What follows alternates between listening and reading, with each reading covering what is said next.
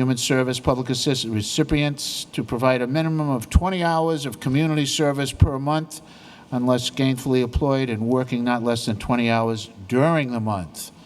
Welcome, Representative Roberts. Please proceed. Thank you, Mr. Chairman, members of the committee.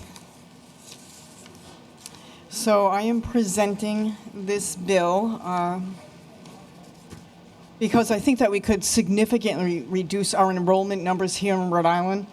I'm not a fan of handouts, and for those who don't wish to work and are milking the system, I figured maybe this would be a good way to combat some of that.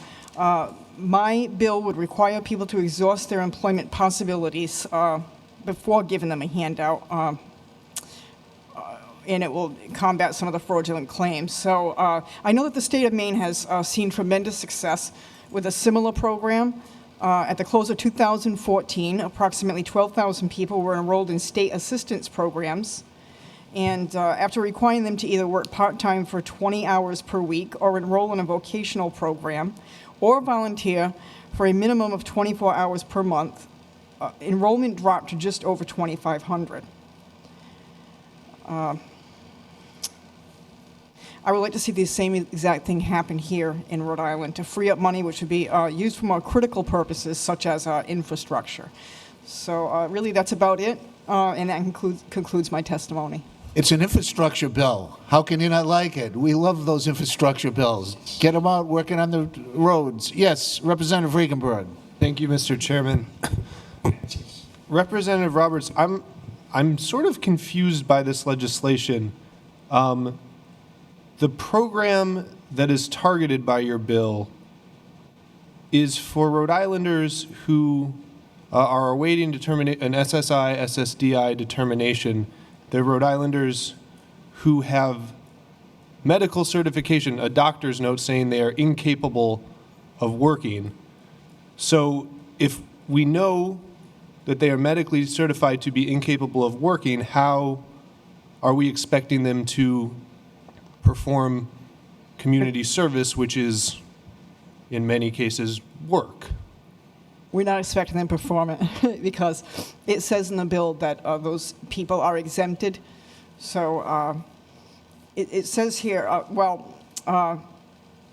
H 7360 requires recipients of public assistance to provide a minimum of 20 hours of community service per month unless the recipient is gainfully employed and working not less than 20 hours during the month or disabled. It addresses that in the bill.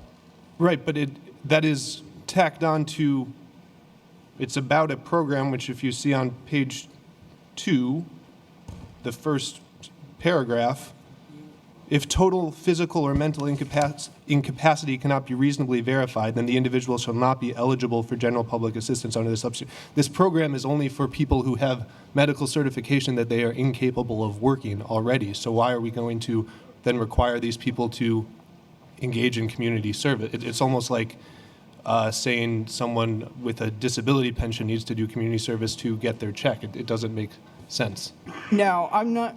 Maybe you're either not understanding what the bill is supposed to do, or maybe I'm just not understanding your question, so that's what I'm trying to determine here. I'm just referring to the legislation in front of us. The legislation, what I'm attempting to do here is get people who are capable of working to do community service 20 hours, because if people are truly in need, they will be willing to do that 20 hours. And if they're just putting in a fraudulent claim and there's nothing wrong with them, they probably will just not apply at all or drop their benefits rather than reapply.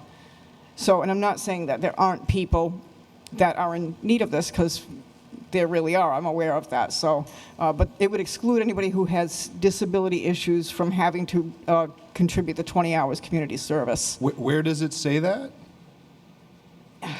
I don't have the exact line. I'd have to read through it to show you. She can probably get that information to you I can get it to you, afterwards. yes. It's not in the legislation that you presented. It's in there because I've read it, and I wouldn't put in a bill like that. So. Okay.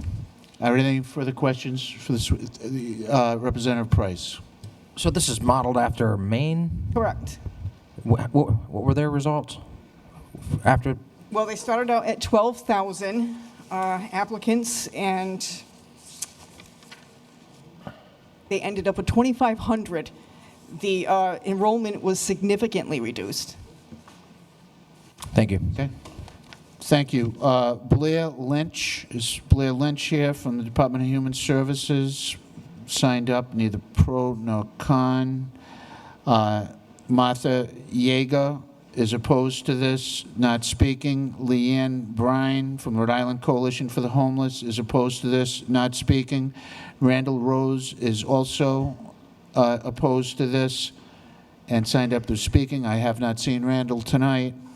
So that concludes the